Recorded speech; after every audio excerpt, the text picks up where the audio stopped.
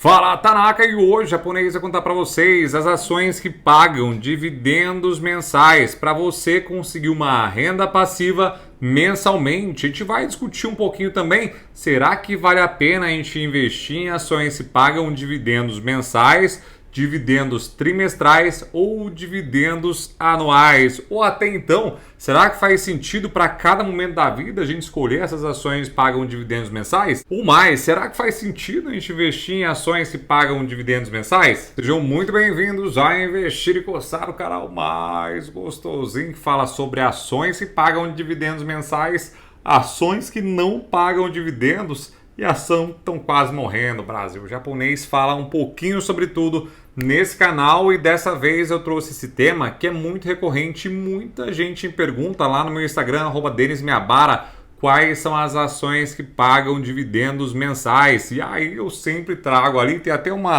atalhozinho no iPhone para poder mandar direto para a pessoa já. Porque de fato tem pouquíssimas empresas que pagam dividendos mensais na Bolsa de Valores brasileira. E aí a gente tem essa discussão toda, né? Será que vale a pena investir em dividendo mensal? Será que não vale a pena a gente investir nessas empresas que pagam dividendos mensais? E aí sempre tem essa questão ao redor desse tema dos dividendos, Brasil. Então eu vou contar para vocês quais são essas ações, quanto está pagando dividendos, se vale a pena ou não vale. Mas antes de a gente seguir aqui para a tela do japonês, já queria pedir para vocês se inscreverem no canal do japonês, deixarem um comentário gostosinho. E se vocês têm alguma dessas ações que eu vou contar para vocês, além de tudo, deixar o like marotão e tocar aqui, ó, plau, tacaracatica, para toda vez que o japonês soltar o vídeo, você seja aí do outro lado avisado, e aí eu consiga cada vez mais levar a palavra financeira e ajudar o brasileiro aí do outro lado a sair dessa situação, porque apesar da eleição que vai ter, quem vai mudar a sua vida, Brasil, vai ser você mesmo. Então, o estudo é o principal, é o que ninguém te tira, como já diria sua avó, seus pais, e é verdade. Então, vamos aprender aqui com o japonês. Vou começar falando para vocês já da maior, Brasil. Vamos da maior para menor. Itaú é a maior delas. O Itaú vem pagando dividendos mensais, só que tem esse asterisco. Não necessariamente sempre é dividendos. Na maioria das vezes, não é, tá? Na maioria das vezes é juros sobre capital próprio. Eu vou mostrar para vocês aqui, ó.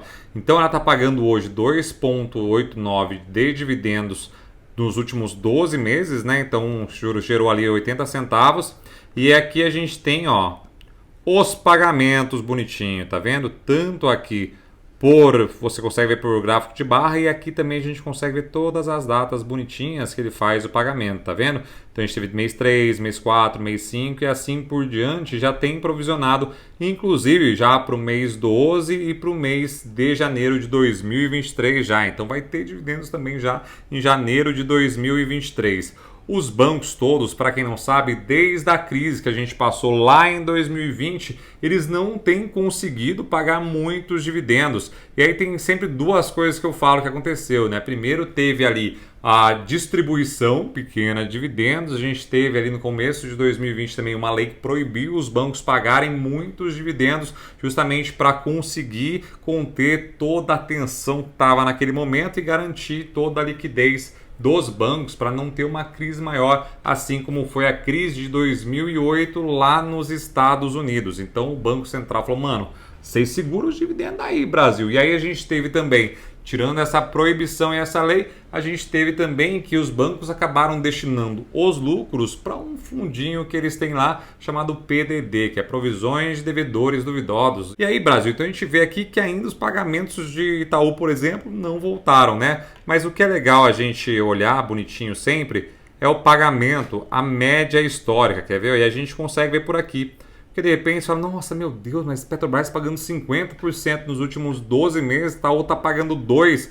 Mas o que é interessante a gente ver aqui, Brasil, olha, é a média histórica. Então, se a gente olhar desde 2011, a média histórica de Itaú é 3,62. Porém, como eu sei, a maioria dos investidores daqui, por exemplo, começaram a investir lá para 2018, 2019, 2020, então ficaram principalmente com esse valor a mais na cabeça. Então, de fato, o Itaú nunca foi um grande pagador de dividendos assim, tá bom? E a próxima empresa é o Bradesco. E ó, o Bradesco também não pagou muitos dividendos, assim como Itaú. E aí a gente consegue ver aqui, ó, que foi 3,33. E aí também a gente consegue conferir mais para baixo aqui, justamente aqui, os pagamentos. E também maioria deles foram juros sobre capital próprio, assim como Itaú já tem provisionado até janeiro de 2020. Aí vamos fazer o mesmo teste aqui, a gente vai para a média histórica. Será que o Bradescão é a vaca leiteira, Brasil? E olha, quase igual ao Itaú, tá vendo? São os mesmos ou quase parecido, 3,73. Então tá vendo que não são muito bons pagadores de dividendos aí, de repente diferente do que você estava pensando. Tiveram alguns picos sim, mas isso aqui é uma média. Mas os bancos sim são grandes provedores de lucro, só que eles reinvestem e vão crescendo cada vez mais e não estão distribuindo tanto. E também tem essa parte que eu expliquei lá atrás para vocês do PDD. A outra empresa é o Banestes, o Banco Banestes. Ele é o banco lá do Espírito Santo. Ele sim tem pago bons dividendos nos últimos tempos. Só que, Brasil, não tem muita liquidez na bolsa de valores. Ainda é bem novinho esse banco, Brasil. E aí, esse também é um dos caras que pagam dividendos e juros sobre capital próprio todo mês. E aí, ele já tem provisionado esses aqui, ó, até fevereiro de 2023. Mas só conferir também, tá vendo? Ó, bonitinho. Todo mês entra uma graninha boa para o investidor. E aí, vamos ver a média histórica do Banestes também. A gente consegue ver aqui também, ó, 2018 e deu uma vrauseada agora, mas média histórica também é 5,46. Então a gente vê também que não é um bom pagador de dividendos em relação ao Brasil, né? Porque você vê nos Estados Unidos, por exemplo, se é uma empresa que paga 4, os caras já ficam oriçadíssimos, porque lá nos Estados Unidos os juros eram muito baixos até um tempo atrás e agora está 4 e bordoar, então já mesmo 4% já não fica tão bom para o americano, né? Principalmente porque tem desconto de imposto de renda lá nos Estados Unidos dos dividendos. E aí, Brasil, a gente chega nessa encruzilhada, né? Será que é bom a gente investir em empresas que pagam dividendos mensais? Teoricamente, sim. Porém, essa criança, no caso desses aqui que pagam os dividendos mensais, não estão pagando tantos dividendos. E também, se a gente viu a média histórica, também não são verdadeiras vacas leiteiras. São importantes para uma carteira?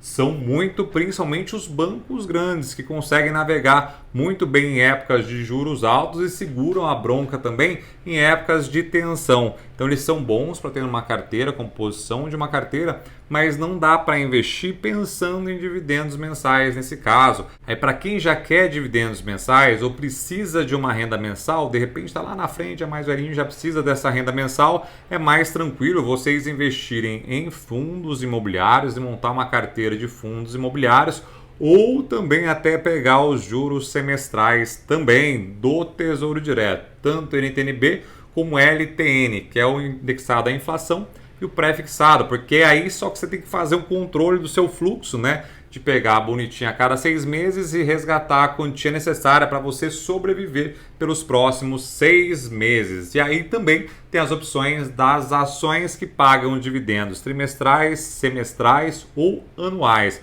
Porque para você do outro lado, vocês têm que pensar o seguinte: não importa muito quanto eu recebo mês a mês, mas importa sim quanto a empresa paga no ano todo. Como falei para vocês, a Petrobras, por exemplo, 55% de dividendos, porém tem a mesma pegadinha de sempre. Ela nunca pagou tantos dividendos quanto pagou agora. Isso em função do dólar e em função do barril do petróleo, que subiu um bocadão. Inclusive, o BTG acabou de revisar um preço de uma vaca leiteira que sempre tem primeiro na lista das mais recomendadas. Eu vou deixar lá na página do Investir e Coçar do Facebook para vocês darem uma olhada. Teve revisão de preço e para baixo, tá bom? Então, para vocês verem, média histórica são 11, mesmo tendo essas duas lapadas gigantescas, tá vendo?